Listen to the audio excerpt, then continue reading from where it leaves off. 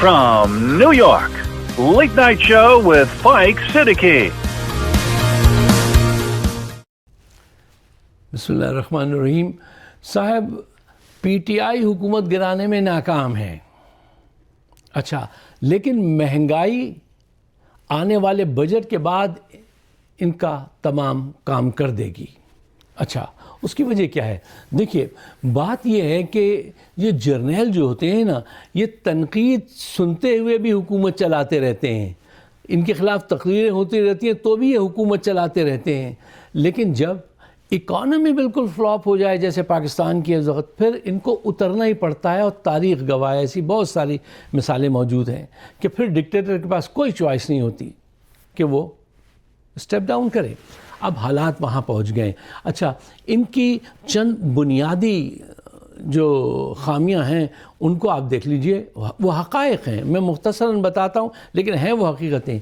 देखिए, पिछले जो जर्नैल आए थे, जो 10-10 साल गुजार गए, वो एक बयानिया बना कर आते थे, ब्लैकमेल सियासतदानों को करके आते थे। ये साहब आने के बाद बयानिया बनाना चाह रहे हैं। यानी वो जहाज़ उड़ाने से पहले रनवे बनाते थे, फिर उतरते थे। ये उड़ गए हैं, अब रनवे मौजूद नहीं है। बल्कि इनकी तो वो मिसाल हो गई है कि पैराशूट के ज़रिए ऊपर से एकदम नीचे कूद गए और आके देख रहे हैं ये कौन सा दयार है, ये कौन सी जगह है लोगों, ये मैं कहाँ आ गया। क्यों? इनके होश उड़ गए हैं। जो इनके करीबी लोग हैं ना, उनसे आप खैर तो वो जानते हैं कि इनके होश उड़ गए हैं। क्यों? अब मुल्क इनसे चल नहीं सकता, किसी सूरत नहीं चल सकता। ये उस मुकाम पे इन्होंने ख़ुद को पहुँचा दिया। अच्छा, देखिए, एक हकीकत है, उसको ज़रा जानिए। इस वक्त आपको पता है पंजाब पर और मरकज़ पे कितना कर्ज़ा है? होगा 100-200 करोड़ का, 300 करोड़ अरब का होगा। नहीं, होल्ड योर ब्रेथ, 1 लाख अरब का कर्जा है। और हालत क्या है कि वज़ीर आला पंजाब इनकी बड़ी पसंदीदा हैं, तो वो 12,000 अरब का तैयारा लेकर और गोरे पायलट हायर करवाए उसने बाकायदा। और उनके साथ हवा में उड़ रही है, पता नहीं क्या कर रही है। ये अब कहना नहीं चाहिए, समझ जाना चाहिए, लेकिन कहना नहीं चाहिए। अच्छा, वज़ीर आज़म उसने 16 करोड़ रुपए अपने वज़ीर आज़म हाउस की तंज़ीम आराइश के लिए निकलवा लिए। लोग भूख से मर रहे हैं। हालात यहाँ पहुँच गए। 13 ट्रिलियन का वो रखा था टारगेट पिछली मरतबा टैक्स जमा करने का, उसमें 800 अरब जो है ना वो डेफिसिट है। 800 अरब का वो जमा नहीं हो सके। और इस मरतबा टारगेट कितना रखा है? 15 ट्रिलियन का। वो कहाँ से पूरा होगा, मुझे बताइए। देखिए, ये इतने बड़े बड़े अमाउंट हैं कि ये किसी सूरत पूरे नहीं हो सकते। कहाँ से पूरे होंगे? 15 ट्रिलियन का जो टारगेट अब रख रहे हैं, ये किससे वसूल करेंगे? टैक्स नेट बढ़ा नहीं सके। अब उन्हीं बेचारे लोगों पे जिनसे टैक्स लेते हैं उन पे मज़ीद बोझ डालेंगे। और जब वहाँ पे भी बोझ वो कितना सह सकेंगे? फिर जो है वो आ जाएंगे बिजली और पानी और इस सब पे। ठीक है ना? चालान काटो, पैसे जमा करो, बस ये मतलब गरीब आवाम की खून जितना चूस सकते हैं चूसो, ये उस तरफ आएंगे। और हालात जो है इतने ख़राब हो गए हैं कि अब इंशाल्लाह ईद के बाद लोग इनके ख़िलाफ़ निकलेंगे और बजट के बाद यकीनन इनका तख्ता होना चाहिए, वरना कौम भूखी मरे। अच्छा, इनकी नाकामी की एक और वजह भी है, वो ये है, मैं फैक्ट्स बयान कर रहा हूँ आपके सामने कि इन साहब ने आके फरमाया था, आसिम मुनीर साहब ने, मैं इन्वेस्टर ले आऊँगा, वो सऊदी अरब से कह दूँगा 4 अरब ऐसे दे दें, 2 अरब तो हम वापस ही नहीं करेंगे, 2 अरब ये मतलब ऐसी कहानी सुनाई कि इन्वेस्टर ले आऊँगा। अरे नया इन्वेस्टर तो कोई आया नहीं, जो पुराने थे वो भी भाग गए। और ये फैक्ट्स हैं सारे, आप जाके खुद चेक कर लीजिएगा। अच्छा, पॉइंट नंबर 2, इनकी एक और मुश्किल देखिए, वो पहले वाले जब आते थे तो वो प्योर माशाल्लाह लगा देते थे और उसके बाद अपना गेम स्टार्ट कर देते थे। इन्होंने वो कुछ दूसरे लोगों को ढाल बनाते थे मुख्तलिफ तरीक़े से, लेकिन इन्होंने जो पसंद किया अपने वक्त की बदनाम ज़माना तंजीमें नून और पीपीपी, जिनको देखते ही बच्चा कहता है कि ये चोर हैं, इन्होंने उनको ढाल बनाया اور وہ کرنٹلی اس وقت بھی انوالو ہیں کرپشن میں، ان کو سب کچھ پتہ ہے. تو اس سے کیا ہوا؟ فوج بھی بدنام ہوئی اور کوئی کام بھی نہیں ہو سکا.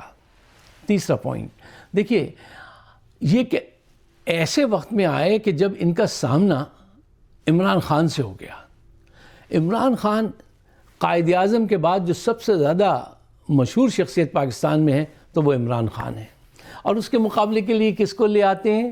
فیصل واڈا، ابصار عالم، سہیل وڑیچ، گنڈا پور اور ایسے لوگوں کو آپ جمع کرتے ہیں.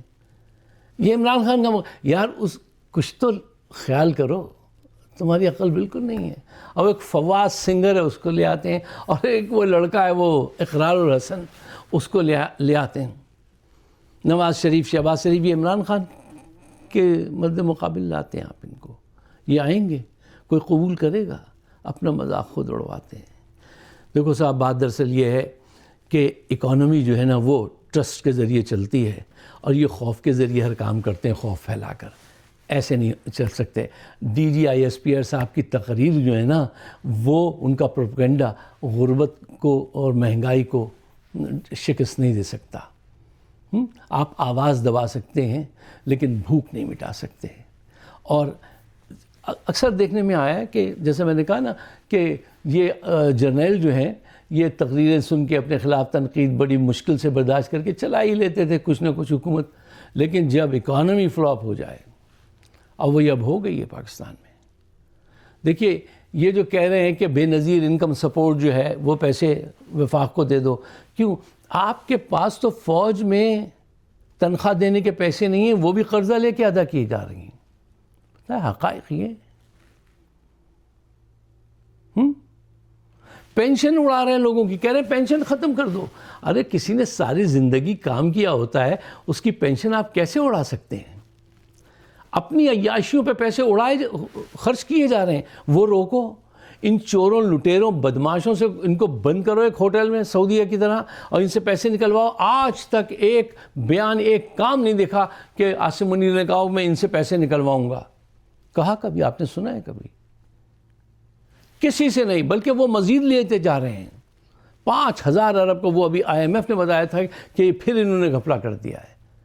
ابھی وہ تربیلا ڈیم پہ گھپلا، ہر جگہ گھپلے ہی گھپلے کر رہے ہیں. اور غریب پہ کہتے ہیں کہ ٹیکس لگاؤ. بتاؤ، جس کی تنخواہ 35,000 روپے اور 25,000 روپے جس کے گھر بجلی کا بل آ جاتا ہے، اس کا سوچو کرائے کا مکان ہے، وہ کیسے گزارا کرتا ہوگا. اب اس بجٹ کے بعد جو ہے عوام کو چاہیے کہ وہ اپنے درمیان میں ایک اتحاد قائم کریں، اور پی ٹی آئی کو چاہیے کہ اس اینگل سے آئے.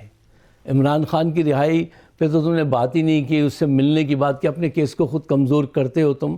مہنگائی کے اینگل سے اب آپ کو آنا چاہیے کہ دیکھو یہ کہاں پہنچا دیا ہے، غریب کیسے گزارا کرے. اگر آپ میرے خیالات سے اتفاق کرتے ہیں تو برائے مہربانی اس کو شیئر کیجیے گا، مجھے اپنے خیالات سے نوازیے گا. آپ کا بہت بہت شکریہ.